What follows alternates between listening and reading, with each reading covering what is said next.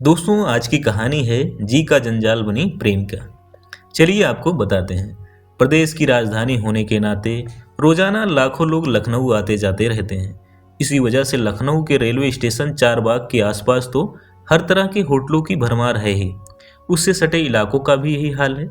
ऐसा ही एक इलाका है नाका हिंडोला। यहाँ भी छोटे बड़े तमाम होटल हैं। नाका हिंडोला के मोहल्ला विजयनगर में गुरुद्वारे के पीछे एक होटल है, सिंह होटल एंड पंजाबी रसोई। 16 सितंबर की सुबह 11 बजे के आसपास होटल का कर्मचारी मोहन बहादुर बेसमेंट में बने कमरों की ओर गया तो गैलरी में उसे एक बच्चा रोता हुआ दिखाई दिया। वह लपक कर बच्चे के पास पहुंचा। बच्चा 4 साल के आसपास रहा होगा। उसने उसे गोद में उठाकर पुचकारते हुए पूछा, क्या हुआ बेटा, मम्मी ने मारा क्या?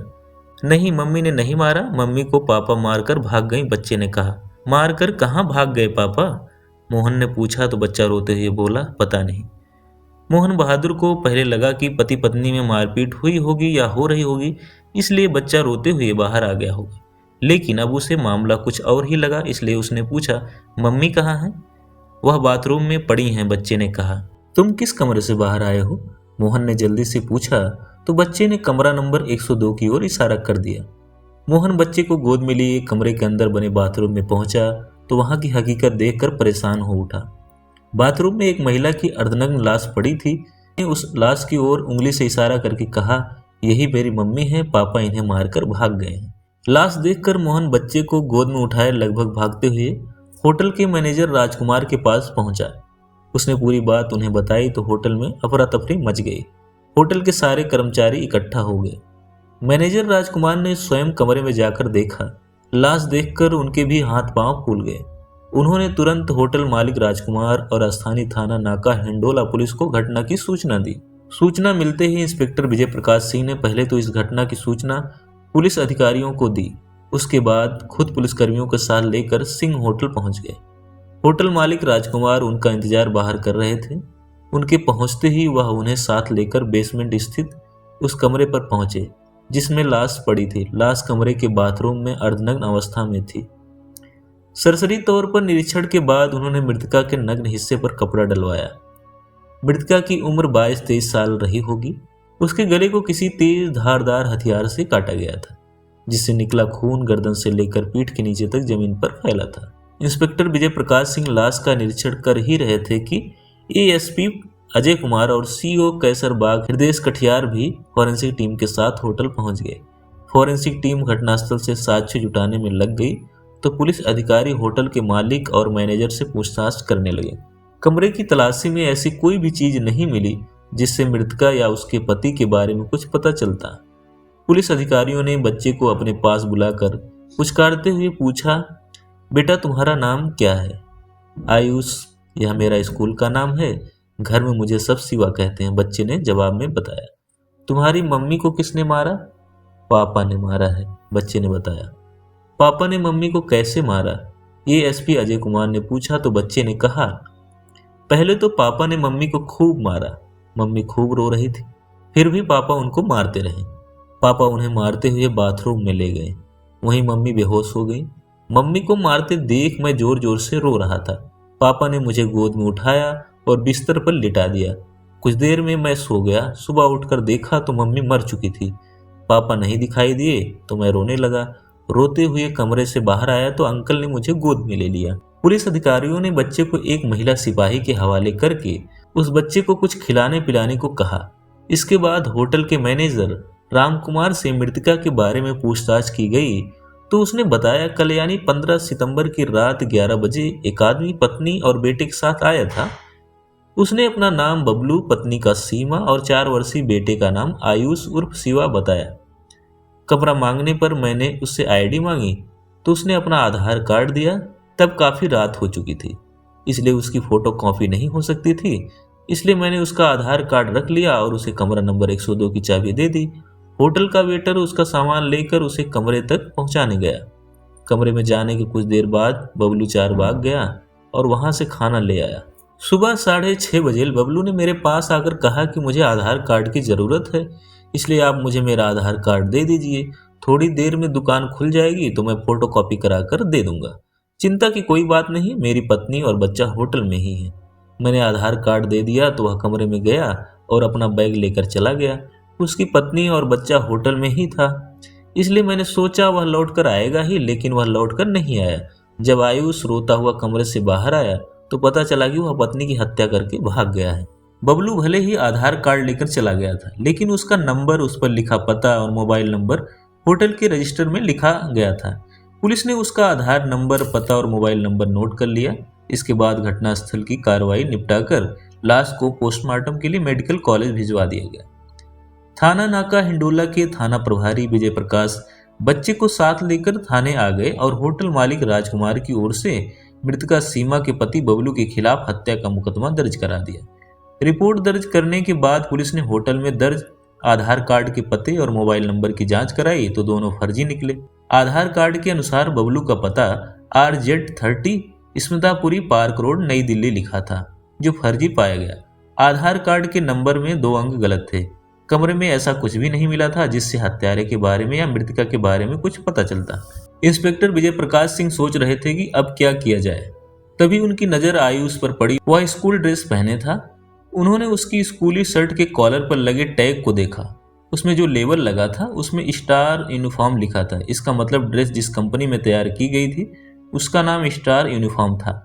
स्कूल ड्रेस तैयार करने वाली इस कंपनी के बारे में शायद इंटरनेट से कुछ पता चल जाए, यह सोचकर उन्होंने इंटरनेट पर सर्च किया तो कंपनी का पता और फोन नंबर मिल गया। पुलिस ने उस नंबर पर फोन करके संपर्क किया।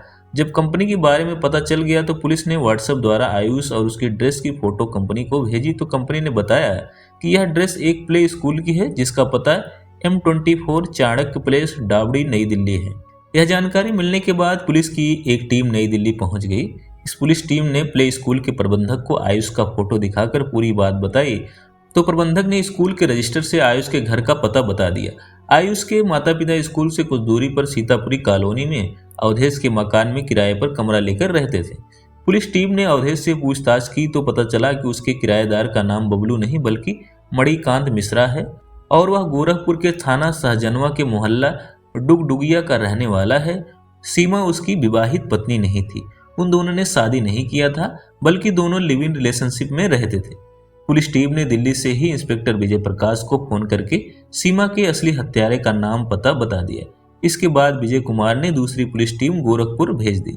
19 सितंबर को गोरखपुर गई पुलिस टीम ने स्थानीय पुलिस की मदद से मणिकांत के घर छापा मारा तो वह घर पर ही मिल गया। पूछताछ में उसने न केवल सीमा की हत्या का अपना अपराध कबूल कर लिया बल्कि हत्या में प्रयुक्त सब्जी काटने वाला चाकू भी बरामद करा दिया। पुलिस टीम मणिकांत को गिरफ्तार करके लखनऊ ले आई।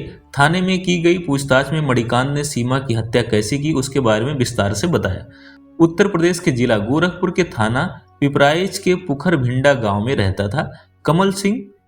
उसके परिवार में पत्नी और एक ही बेटी थी सीमा। वह अपराधी प्रवृत्ति का था, इसलिए पत्नी और बच्चों पर खास ध्यान नहीं देता था।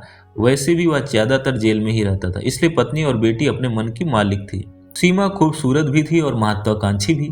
वह जवान हुई तो उसकी खूबसूरती लोगों की आंखों में बैठ गई।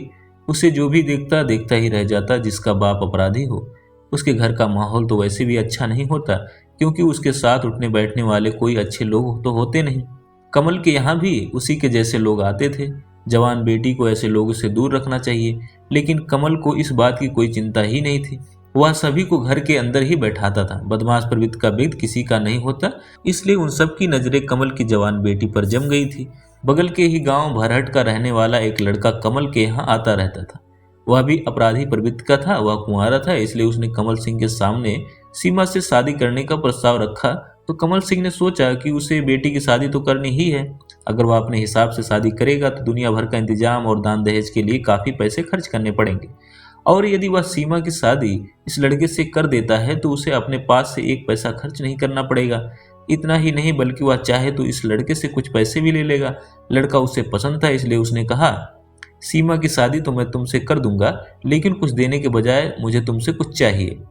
लड़का भी सीमा के लिए बेचैन था, इसलिए उसने कहा, चाचा जी, मैं सीमा के लिए अपना सब कुछ आपको दे सकता हूँ। मुझे तुम्हारा सब कुछ नहीं चाहिए। सब कुछ दे दोगे तो मेरी बेटी को क्या खिलाओगे पिलाओगे, कहाँ से?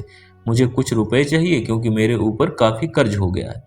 वह लड़का कमल द्वारा मांगी गई रकम देने को तैयार हो गया तो उसने सीमा का विवाह उस युवक से करा दिया। सीमा पिता के घर से ससुराल पहुंच गई। वहां कुछ दिनों तक तो सब कुछ ठीक ठाक रहा, लेकिन बाद में वह लड़का बात बात पर सीमा से मारपीट करने लगा। तो परेशान होकर सीमा उससे तलाक लेकर मायके चली आई। सीमा पहले से ही बिना अंकुश की थी। शादी के बाद वह और आजाद हो गई। उसे किसी से भी बात करने या मिलने में जरा भी हिचक नहीं होती थी, इसलिए वह कहीं भी किसी के साथ भी घूमने चली जाती थी। इसकी सबसे बड़ी वजह थी उसकी ज़रूरतें, इसलिए जो भी उसकी ज़रूरतें पूरी करता वह उसी की हो जाती। ऐसे में ही उसकी मुलाकात थाना पिपरईचा के गांव पकड़ियार के रहने वाले केदार सिंह के बेटे मनोहर सिंह से हुई, तो वह उससे जुड़ गई। केदार सिंह खेती किसानी करते थे। मनोहर सीमा को इस कदर चाहने लगा कि वह उससे शादी करने के बारे में सोचने लगा। मनोहर ने अपने पिता केदार सिंह से शादी के लिए कहा तो उन्होंने मना कर दिया, लेकिन मनोहर ने जिद पकड़ ली कि वह शादी करेगा तो सीमा से ही करेगा, अन्यथा कुंवारा ही रहेगा। तब मजबूर होकर केदार सिंह को झुकना पड़ा। वह सीमा से उसकी शादी कराने को राजी तो हो गए, लेकिन उन्होंने शर्त रख दी कि सीमा को उनके हिसाब से घर में रहना होगा, जबकि वह जानते थे कि सीमा ज्यादा दिनों तक उनकी इच्छा अनुरूप नहीं रह सकती, इसलिए उन्होंने यह शर्त रखी थी। मनोहर से शादी के बाद सीमा ने एक बेटे को जन्म दिया, जिसका नाम आयुष रखा गया, लेकिन घर में उसे सब प्यार से शिवा कहते थे। केदार सिंह ने सीमा पर काफी बंदिशें लगा रखी थी। उसे परेशान करने के लिए वह बात बात पर उसे प्रताड़ित करते रहते थे। सीमा को बंदिशें वैसे भी कभी रास नहीं आई। वह तो खुले आकाश में विचरण करने वाली युवती थी। यही वजह थी कि जल्दी ही वह उस घर के माहौल से तंग आ गई। वह उस घर से भागने की कोशिश करने लगी। आखिर एक दिन मौका मिलते ही वह बेटे को लेकर उस घर से हमेशा हमेशा के लिए भाग निकली। सीमा मायके आई तो उसका पिता कमल सिंह किसी मामले में गोरखपुर जेल में बंद था। सीमा अक्सर अपने पिता से मिलने जेल जाती रहती थी। वहीं उसकी मुलाकात मणिकांत मिश्रा से हुई। वह भी अपने पिता बिशंबर नाथ मिश्रा से मिलने जेल आता रहता था। मणिकांत के पिता बिशंबर नाथ मिश्रा जिला महाराजगंज में कोऑपरेटिव बैंक की नौतनवा शाखा में सचिव थे। 2008 में उन्हें गबन और धोखाधड़ी के मामले में गोरखपुर जेल भेज दिया गया था। मणिकांत मिश्रा माँ बाप का इकलौता बेटा था। मणिकांत भी अपने पिता से मिलने जेल आता रहता था और सीमा भी। अक्सर दोनों की मुलाकात हो जाती थी। कभी दोनों ने एक दूसरे के बारे में पूछ लिया तो उसके बाद उनमें बातचीत होने लगी। बातचीत होते होते उनमें दोस्ती और प्यार भी हुआ। बाप जेल में था, मुकदमा चल रहा था, आमदनी का कोई जरिया नहीं था, इसलिए मणिकांत दिल्ली चला गया और वहां वह कढ़ाई का काम करने लगा। रहने के लिए उसने डाबड़ी की सीतापुरी कॉलोनी में अवधेश के मकान में एक कमरा किराए पर ले लिया। मणिकांत दिल्ली में रहता था और सीमा गोरखपुर में, लेकिन दोनों में फोन पर बातें होती रहती थी। सीमा ने उससे कहा कि उसे वहां अच्छा नहीं लगता। इस पर मणिकांत ने उसे दिल्ली बुला लिया। वह बेटे को लेकर दिल्ली पहुंच गई। सीमा को दिल्ली आए 2-3 दिन ही हुए थे कि एक रात उसने कहा, मणि, हम दोनों एक दूसरे को पसंद ही नहीं करते, बल्कि एक दूसरे को जी जान से चाहते भी हैं। हमें एक दूसरे से दूर रहने में भी अच्छा नहीं लगता, क्यों ना हम दोनों शादी कर लें। सीमा की इस बात पर मणिकांत गंभीर हो गया। कुछ देर सोचने के बाद उसने कहा, सीमा, प्यार करना अलग बात है और शादी करना अलग बात है। मैं तुमसे प्यार तो करता हूँ, लेकिन शादी नहीं कर सकता। क्यों? प्यार करते हो तो शादी करने में क्या परेशानी है? तुम शादीशुदा ही नहीं, किसी दूसरे के एक बच्चे की माँ भी हो। ऐसे में मैं तुमसे कैसे शादी कर सकता हूँ? तो क्या तुम मुझे बेसहारा छोड़ दोगे? मैं तो बड़ी उम्मीद लेकर तुम्हारे पास आई थी कि तुम मुझसे प्यार करते हो, इसलिए तुम मुझे अपना लोगे। सीमा, मैं तुम्हें बेसहारा भी नहीं छोड़ सकता और शादी भी नहीं कर सकता। अगर तुम चाहो तो एक रास्ता है, लिव इन रिलेशनशिप, यानी हम दोनों बिना शादी के एक साथ पति पत्नी की तरह रह सकते हैं। सीमा मरती क्या न करती, वह राजी हो गई। इसके बाद दोनों बिना शादी के ही पति पत्नी की तरह साथ रहने लगे। मणिकांत ने पास के ही चाणक्य प्लेस स्थित एक प्ले स्कूल में आयुष का एडमिशन करा दिया। सीमा की भी उसने एक कॉल सेंटर में नौकरी लगवा दी। वहां सीमा को 5,000 रुपये प्रतिमाह वेतन मिलता था।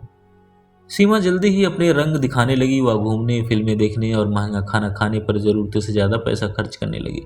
उसका पूरा वेतन इसी में खर्च हो जाता। पैसे खत्म हो जाते तो वह परेशान हो उठती।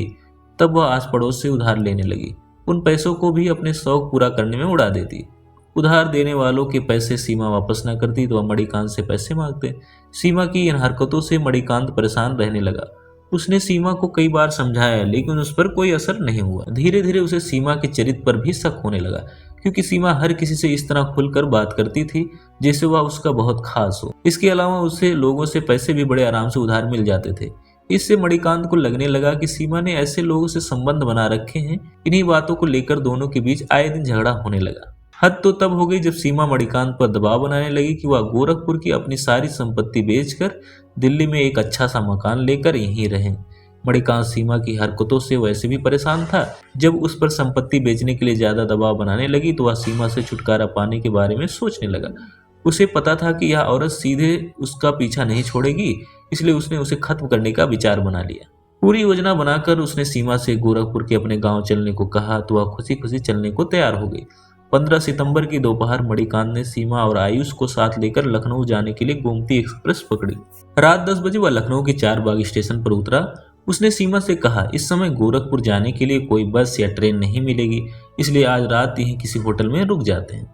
सीमा क्या कहती, वह होटल में रुकने को तैयार हो गई। रिक्शे पर बैठकर उसने रिक्शे वाले से किसी छोटे और सस्ते होटल में चलने को कहा। रिक्शे वाला तीनों को नाका हिंडोला थाने के विजयनगर स्थित सिंह होटल एंड पंजाबी रसोई ले गया। वहां मणिकांत ने होटल के रिसेप्शन पर बैठे मैनेजर राम कुमार से एक कमरे की डिमांड की तो उसने उससे आईडी मांगी। मणिकांत ने सुबह को आईडी की फोटोकॉपी देने को कहा। तब उसने उसका आधार कार्ड लेकर उसका नंबर, मोबाइल नंबर और पता दर्ज कर लिया। कमरे का किराया 350 रुपए लेकर उसने कमरा नंबर 102 की चाबी मणिकांत को दे दी। वह सीमा और आयुष को लेकर कमरे में चला गया। सीमा और आयुष को कमरे में छोड़कर मणिकांत चारबाग गया और वहां किसी ढाबे से खाना ले आया। खाना खाकर वह सीमा से बातें करने लगा। तभी किसी बात पर उसकी सीमा से बहस हो गई तो वह सीमा को पीटने लगा। सीमा जोर जोर से रोने लगी। माँ की पिटाई और उसे रोता देखकर मासूम आयुष भी रोने लगा। मणिकांत सीमा की पिटाई करते हुए उसे बाथरूम में ले गया। वहां उसने उसे इस तरह पीटा कि वह बेहोश हो गई। उसे उसी हालत में छोड़कर वह आयुष के पास आया और उसे बिस्तर पर लिटाकर किसी तरह सुला दिया। इसके बाद उसने घर से बैग में रखकर लाया सब्जी काटने वाला चाकू निकाला और बाथरूम में बेहोश पड़ी सीमा का बेरहमी से गला काट दिया, जिससे उसकी मौत हो गई। रात भर वह उसी कमरे में रहा। सवेरा होने पर उसने मैनेजर से अपना आधार कार्ड लिया और बैग लेकर निकल गया। होटल से निकलकर वह गोरखपुर स्थित अपने घर चला गया। उसने अपनी ओर से होटल में कोई सबूत नहीं छोड़ा था, लेकिन पुलिस आयुष की स्कूल ड्रेस के टैग के सहारे उस तक पहुंच ही गई। सारी कानूनी प्रक्रिया पूरी करके पुलिस ने मणिकांत को न्यायालय में पेश किया, जहां उसने न्यायिक अभिरक्षा में जेल भेज दिया गया। पुलिस ने आयुष को चाइल्ड लाइन भेजकर सीमा के पति मनोहर और उसके घर वालों से संपर्क किया तो उसके चाचा चाची आकर उसे ले गए। दोस्तों, ये रियल क्राइम स्टोरी आपको कैसा लगा कमेंट बॉक्स में अपनी राय दें। अगर आपको वीडियोस अच्छे लग रहे हैं तो चैनल को सब्सक्राइब जरूर करें।